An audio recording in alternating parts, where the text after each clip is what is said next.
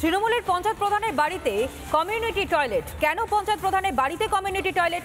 ক্ষোভে ফুঁসছেন সাগরদিঘির কাবিলপুরের বাসিন্দারা। কমিউনিটি টয়লেটের কথা স্বীকার করে সাফাই স্কুল পড়ুয়াদের সমস্যার কথা ভেবেই নাকি এই সিদ্ধান্ত? সাফাই পঞ্চায়েত প্রধান রোজিনা বেগমের।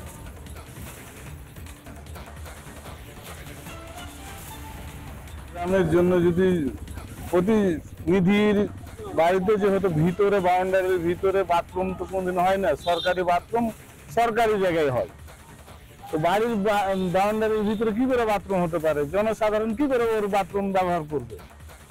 এটা অবৈধভাবে প্রধানরা করাচ্ছে। জনগণের স্বার্থে করছে না, ও নিজের স্বার্থে করছে। আর যেটা কথা বলছে যে আমি স্কুলের ছাত্রীর জন্য আমি করছি, এটা সব ভুল কথা বলছে।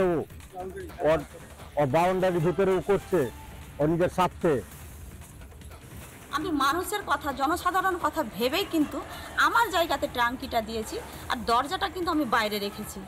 হ্যাঁ, আমি কোনো ভুল কাজ করিনি, কারণ এই জায়গার জন্য তো সবারই কাছে চাইতে হবে, আর সবাই তো দেবে না।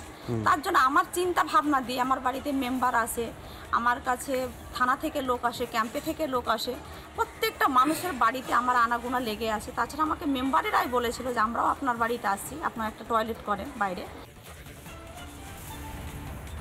অন্যদিকে সিপিএম এবং কংগ্রেসের পক্ষ থেকে কি জানানো হচ্ছে শুনুন।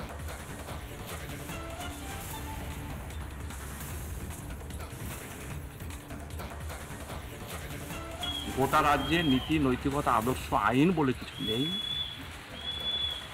নৈরাজ্য চলছে গোটা রাজ্যে। তেমনই ভাবে কাবিলপুর জিপিত একটা দুর্নীতিগ্রস্ত পঞ্চায়েত চলছে। মেম্বার, স্টাফ, সাধারণ মানুষ কেউ পক্ষে নেই। অবশ্যই বাউন্ডারি দিয়ে ঘেরতে পাবে না, এটাই নিয়ম, সরকারি নিয়ম। বাইরে সকলের জন্য ব্যবহারের জন্য করে রাখতে হবে। আর যদি বাড়ির ভিতরে হয়েই থাকে, কাবিলপুরের জনগণকে বলবো আপনারা সকাল সন্ধ্যা আপনাদের জন্য এটা কিন্তু সরকার থেকে নির্মিত হয়েছে। সকাল সন্ধ্যা বাজার সমিতির যারা আছেন সবাই প্রধানের বাড়িতে যাবেন। নানা ধরনের কন্টেন্ট দেখার জন্য লাইক করুন, শেয়ার করুন আমাদের ফেসবুক পেজ, সাবস্ক্রাইব করুন আমাদের ইউটিউব চ্যানেল। পাশাপাশি অন্যান্য ব্রেকিং নিউজের জন্য অবশ্যই চোখ রাখুন রিপাবলিক বাংলায়।